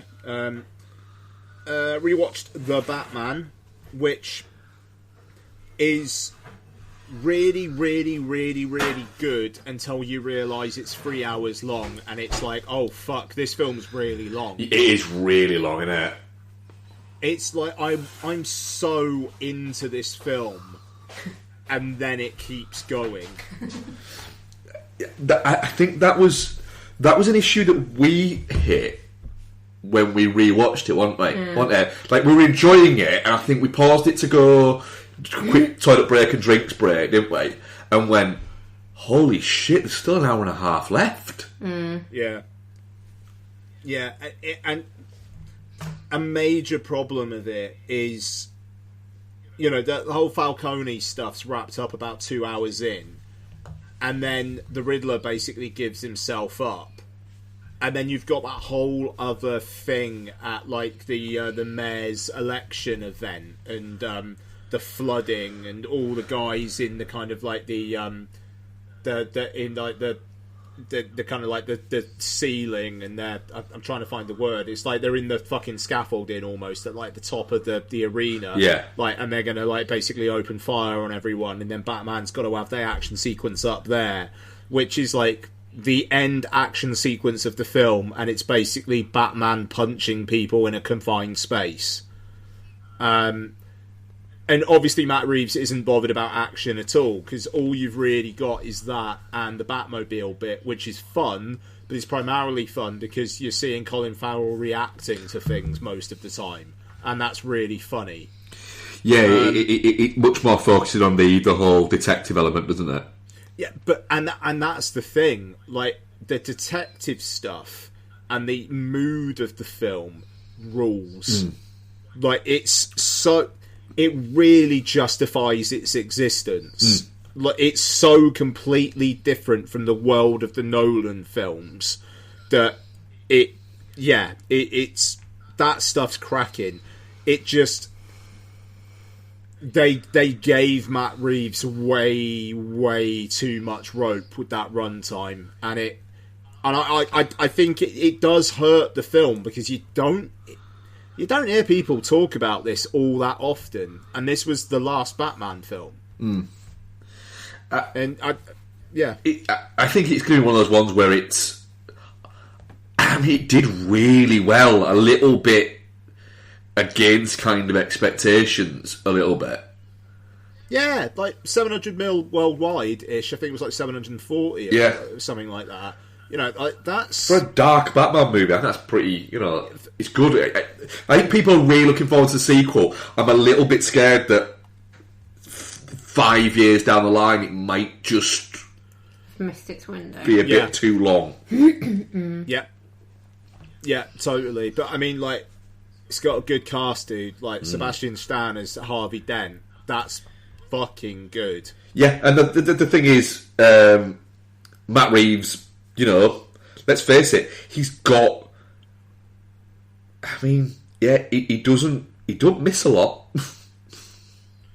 I don't know, maybe this is just because I want it to happen, but like, Scarlett Johansson's in it, and like the word is she's playing Harvey Dent's wife, and I'm a bit like, Is Bruce Wayne gonna fuck Scarlett Johansson and make Harvey Dent go mad or something? Like, is it gonna do something like that? Fucking batshit like that? Wouldn't surprise me. I'm here for it. So yeah, there you go. But the Batman, crack it. The score rules as well. Just it's the Batman. It's the Batman. And you tell me that those aren't the lyrics to it, and I'll tell you you're wrong. It is the lyrics to it, to be fair. Yeah, absolutely. Okay, couple others. Poker Face. The Russell Crowe movie. Yeah.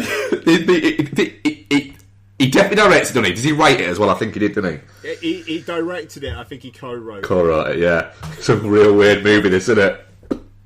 Fucking yeah, man. So I'd not seen this, and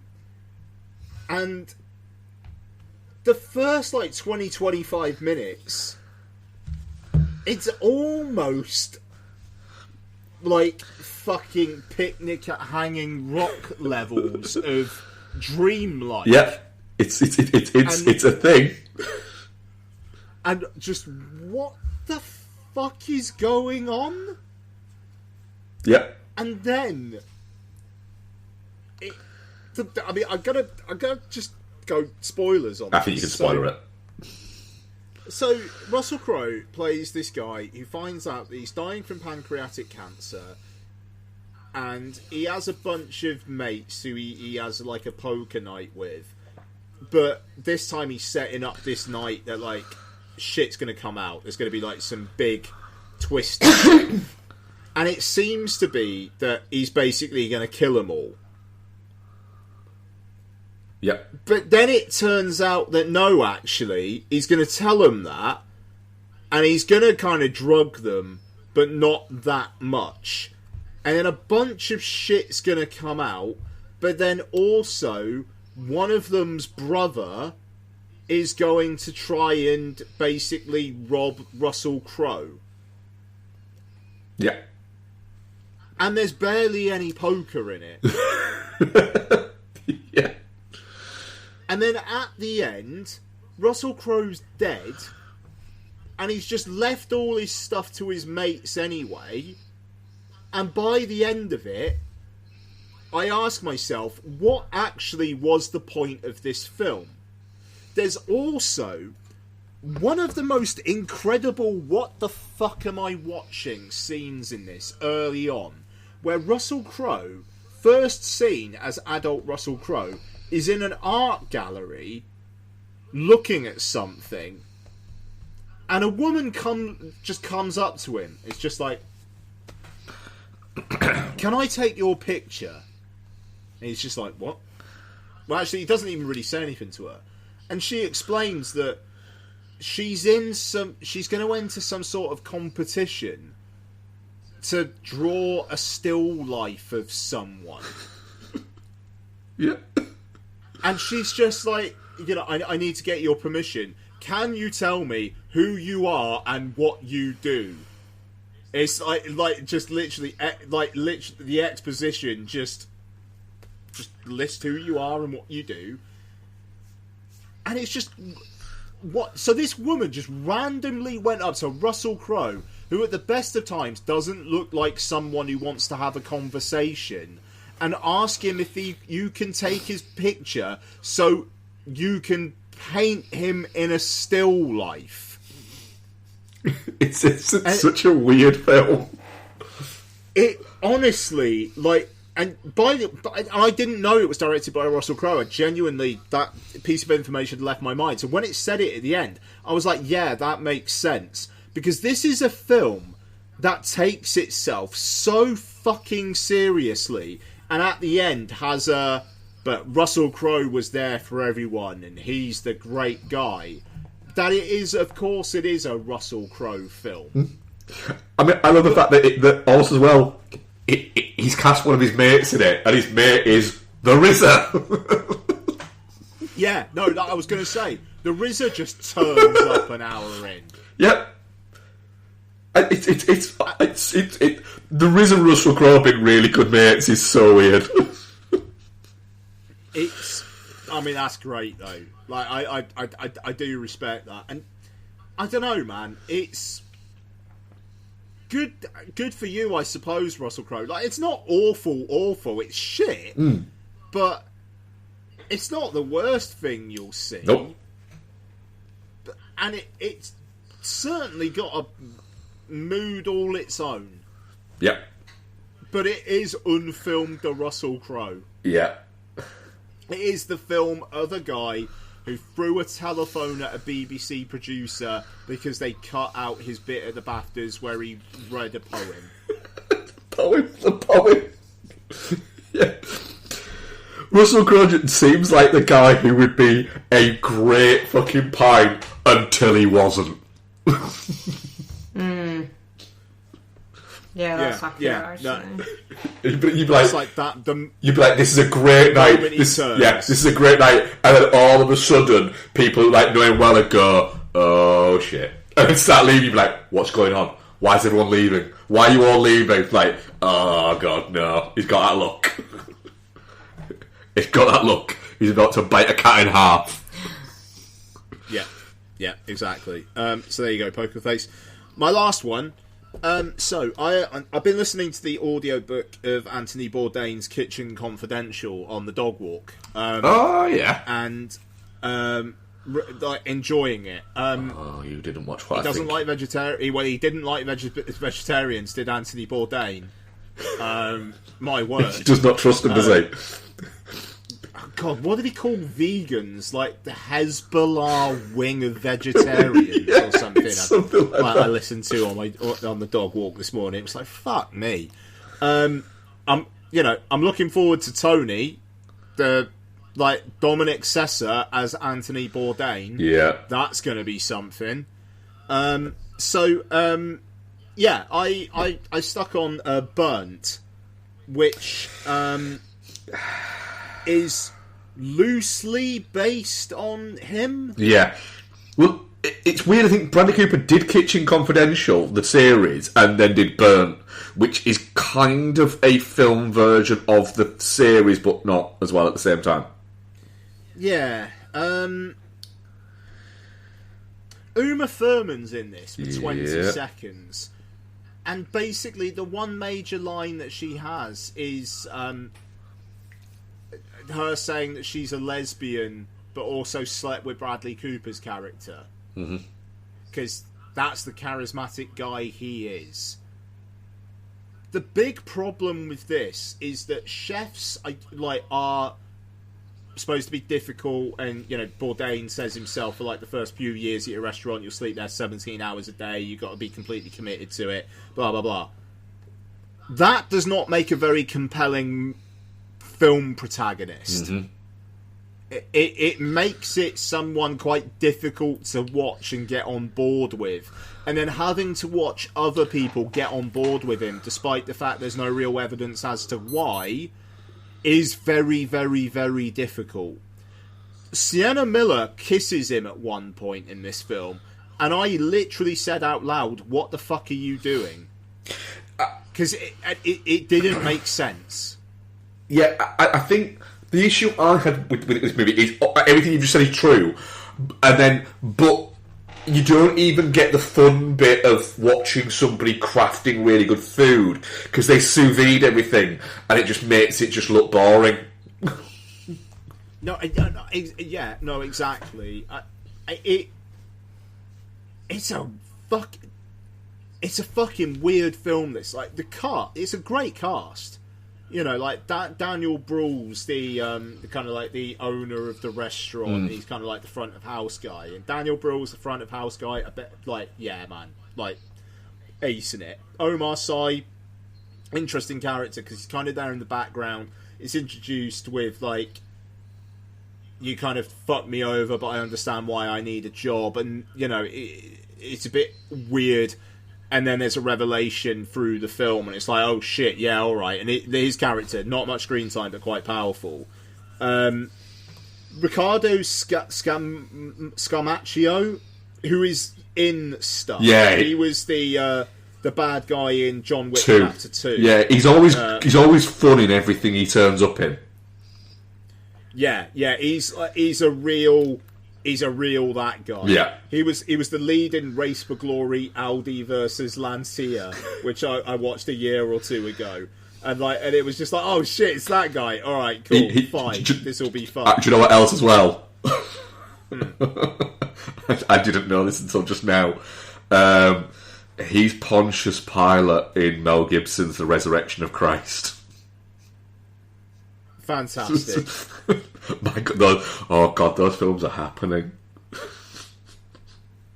I mean, that's great. Fucking hell, man. Yeah, he produced and co-wrote Audi versus Lancia as well. So he must like his rally driving. Fair play. Anyway, sorry, I'm getting into a bit of a hole now. But yeah, no, he's good in it as well. Like Matthew Rhys is like the antagonistic other chef. Lily James is in it for a scene. Alicia Vikander's in it for like about a blink and you'll miss it as well at one point. 2 minutes. Yeah. Yeah. You know, it's a good cast. That's the thing, and it looks good. And I like the whole kind of chef world. My favourite episode of TV ever is is Dishes from season 2 of The Bear. You know, like I love that world. I'd never want to be in it. I was a dishwasher at my dad's pub, and like he was quite intense as like the head of in that world there, and it scared the shit out of me. But it's quite an intoxicating environment. So yeah, like it doesn't come together. But like this new one, so it's being written and directed by Matt Johnson, who did Blackberry and did Nirvana, the band, the show, the movie. Yeah. And now he's doing an Anthony Bourdain biopic. And I'm like, yeah, I want to see that. I don't think I want to see this, which is Bradley Cooper obviously giving a shit, but the film just not giving us a character who is really all that compelling in the slightest. I wouldn't be surprised if there's a longer cut of this that maybe fleshes him out and makes the film better. I don't know. But this ain't it. Well, I mean, Stephen Knight says that there's so much of the script that just didn't end up in the film. Like, yeah, that's. I think Jamie Dornan was an entire character in the film, and it was completely cut from it. And he wasn't like he had, he shot like 2 or 3 scenes. He was like a full-blown character that they just cut out of it. I mean, there's a really crazy scene where he basically tries to kill himself, which is very, very intense. And it's like a great bit from the Matthew Rhys character as well, actually. And there are nuggets there, but it's not quite that. No, if you want to watch a film, I mean, let's face it, if you want to watch a film about a chef, just watch Chef. Because it's great. It is very good. Yeah, absolutely. Right, pizza movie, let's go. Pizza movie. Yeah. Right, I need to work out what the fuck IMDb says about this, because, So, pizza movie, what is it? What's it gonna say? High college students face an unexpected epic journey when they must navigate 2 flights of stairs to retrieve their pizza delivery, turning a simple task into a surreal adventure. Basically, they have taken some drug called mints that is like a hallucinogenic drug, and they've taken it, but then they find out after they've taken it that it is dangerous unless you take it with food, notably pizza, which they have ordered before, but they have to get down 2 flights of stairs. But essentially you've got not even campus security, what are they? They're like the student liaison hall monitors. Prefect kind of thing. Are basically blocking all the stairwells, which you get a wonderful riff on the opening scene to Inglourious Bastards. It stars Greg Matarazzo, Matarazzo from... Gaten Matarazzo. Yeah. Him, the guy from Stranger Things. I was looking at you, Beck, because you watched Stranger Things. Could have helped me there. I did. And Sean she did. Gingbone, Lulu Wilson, and Daniel Radcliffe. Yeah. Kind of. Pizza movie. Ian, what did you... I mean, you recommended this, like, to us, and we basically put on about 10 minutes later, didn't we? So, a week ago, I didn't know this existed. And literally, on Friday, I was just, like, I think I was on Reddit, and I just saw someone talk about it and say, this is really funny. It was like, oh, Hulu, alright, that might be on Disney Plus then. Oh shit, it's on Disney Plus. I started watching it, and 20 minutes in, I was just like, guys, you need to fucking watch Pizza Movie. This film starts being funny and doesn't stop being funny until the end of the film. It is the funniest fucking film I think I've maybe seen since Popstar. For me. It is the Dude, Where's My Car of the 2020s. There is so much funny shit in this. And I love how game Gaten Matarazzo is. That a key plot point of this film is that his face is so fucking weird that it trips up Face ID as a concept. It's like a major plot point of the film. That is just the funniest fucking thing. Yeah, his face is so unique that it becomes generic. It becomes a default face.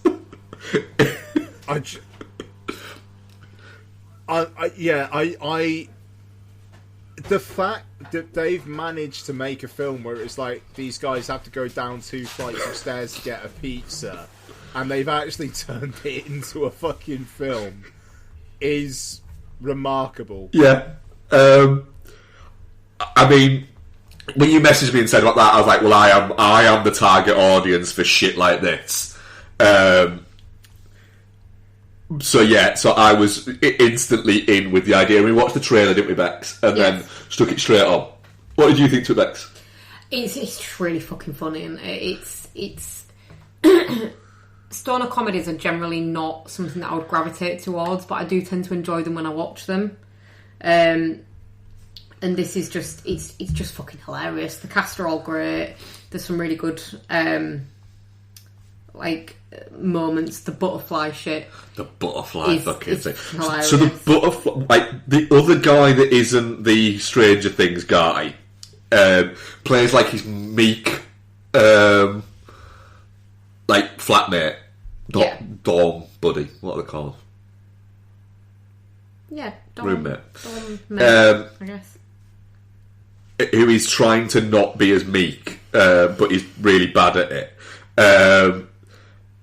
And I know, trying to be weird, isn't he? But he has a pet butterfly, and the butterfly is voiced by Daniel Radcliffe. Put some respect on Lysander's name, please. Yeah. There's a bit. One of the stages of the drug is you get like a body switch. So you have a body switch with the Stranger Things guy and Lulu Wilson, and then you're going, but who's he going to body switch with? And it's the fucking butterfly. Yeah. So you get an entire sequence of the guy being essentially body switched with the butterfly, where the butterfly is just keeps shouting nectar at people and eats a man's shirt. Does eat a man's shirt. Yeah. And the way that girl's just increasingly into Yeah. She's fucking weird. And then you get an amazing bit later on where just randomly, like later on, when all of a sudden he just pulls the shirt out of his mouth and just goes, I don't know what that is. But there's some real good, like, specific shit. And it kind of reminded me, with a lot of the weird stuff, of that Dave Made a Maze movie, with the weirdly sort of set up bits. So, like, the bit where they're just randomly on the stage and they have to perform. They have to impress. What is it they have to impress? Like a doll? Yeah. And And the bit, the bit where he is in the room with the movie executives, and they're discussing like making the movie. Oh, the prefect guy. He's fucking great. He is very good, actually. He's got a Blaine off of Hot Tub Time Machine energy to him. Sebastian Stan? Yes. Yeah, he does. Because you look at him and go, for a guy that looks like he looks, which is clearly, I mean, the guy used to be a model, he's now an actor, and you can tell that, but he just plays it so, he knows what he's doing. The riff on Inglourious Bastards, where he's just telling that guy, yeah, maybe you've made a bomb and it's out of a pickle jar.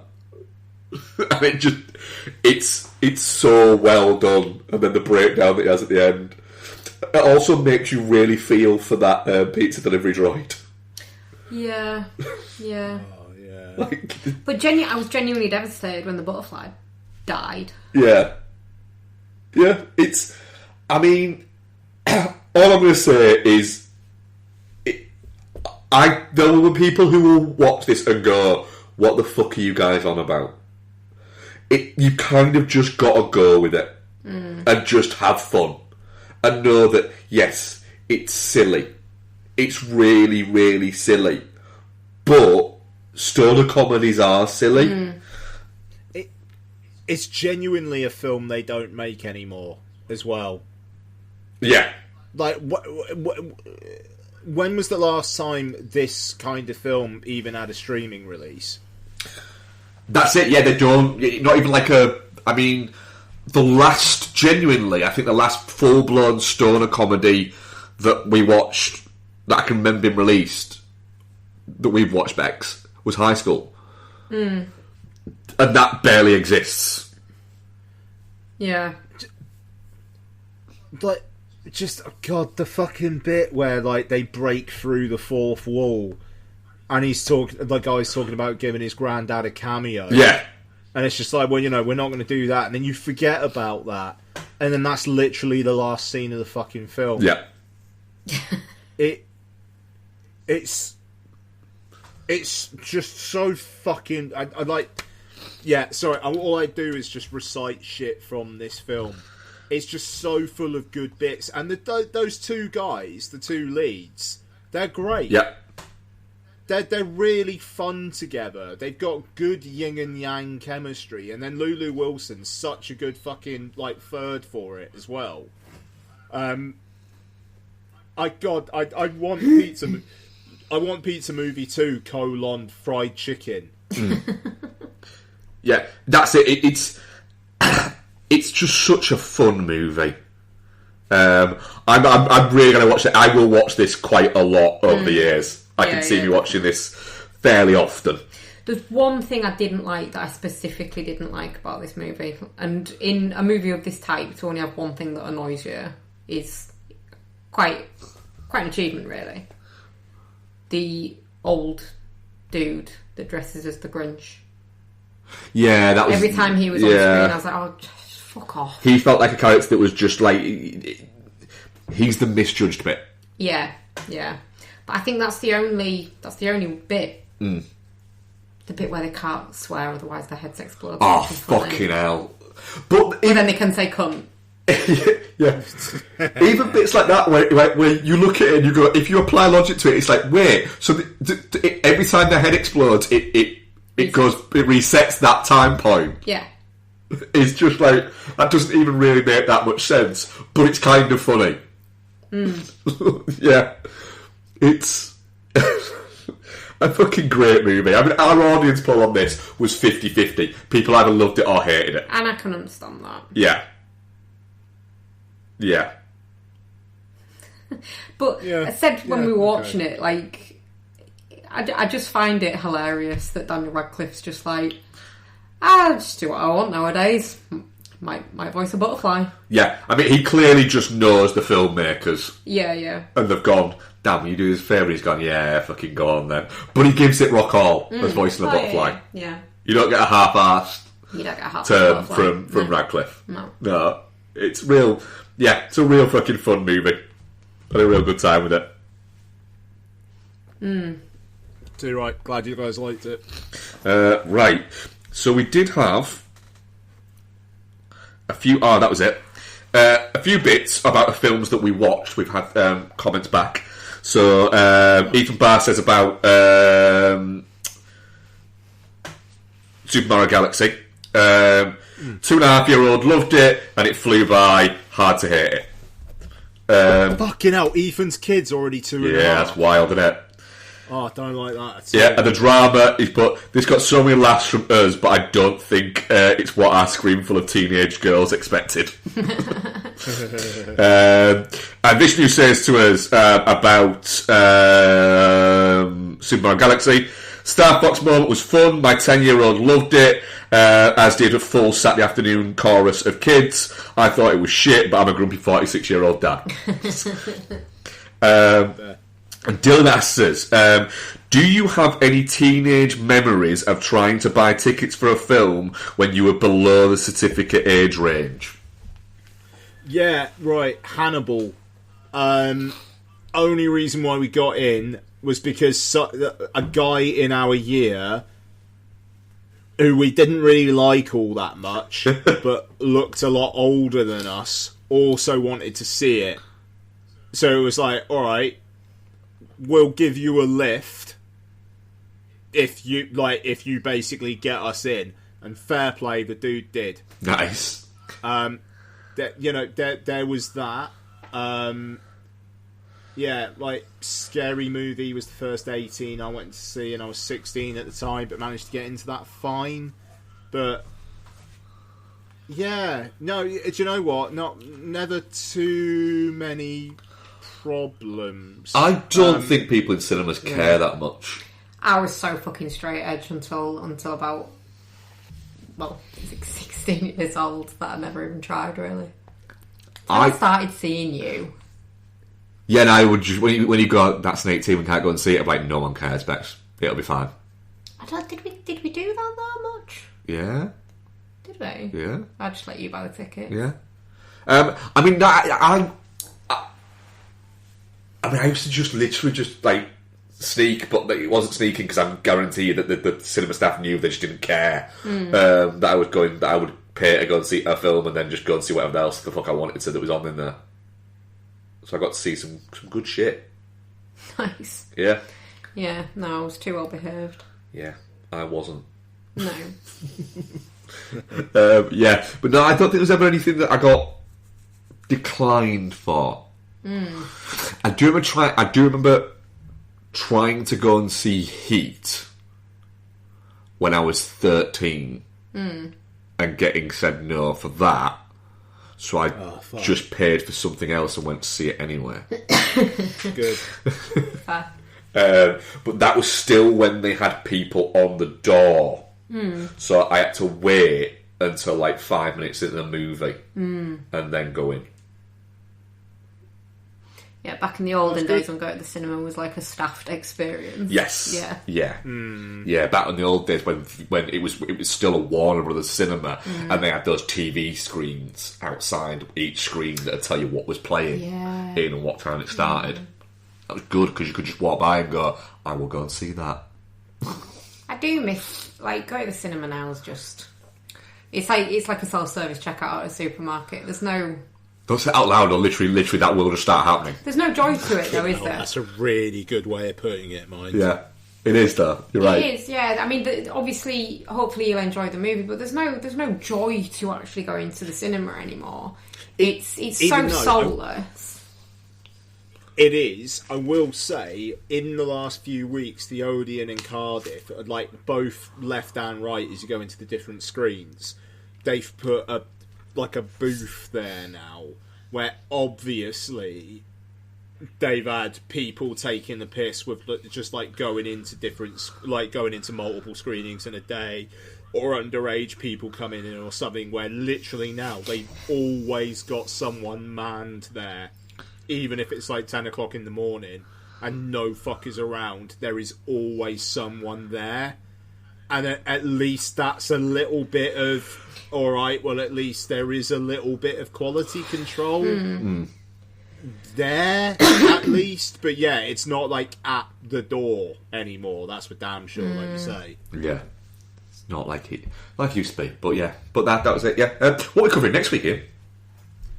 Okay, so next week it's a slow release week in the UK, so we are going to be... I mean, I think we were looking forward to this anyway, but the only film will be Undertow. Yeah. There's no big release next week. No, but I'm very intrigued by it, by Undertow. Yeah. Yeah. And we're going to retro review, aren't we? Well, not retro review, because it's still a new film, but the movie Saipan's arrived on Prime, and we're going to do that. Some of us are. Yeah, Mark and I are going to talk about Saipan. Becky is definitively not. I'm going to show Becky the trailer, because I think she might actually dig it after she's watched the trailer. Okay. Who plays Roy Keane? I can't remember the guy's name. A guy. Iana Hardwick. Yeah. And apparently he's very, very good. I've seen in the trailer, when you listen to the voice, it's like he's got the voice down. He's definitely got the voice. It doesn't look a fucking thing like Roy Keane, no. but he does sound Does sound like him, yeah. Oh, I might watch it if the trailer looks good. Yeah. Right, well that was episode 624. Thank you very much, Rebecca. Thank you very much, Mark. Thank you very much, Ian. Thank you very much, man. And thank you very much, listeners. We shall speak to you next week. Goodbye. Bye.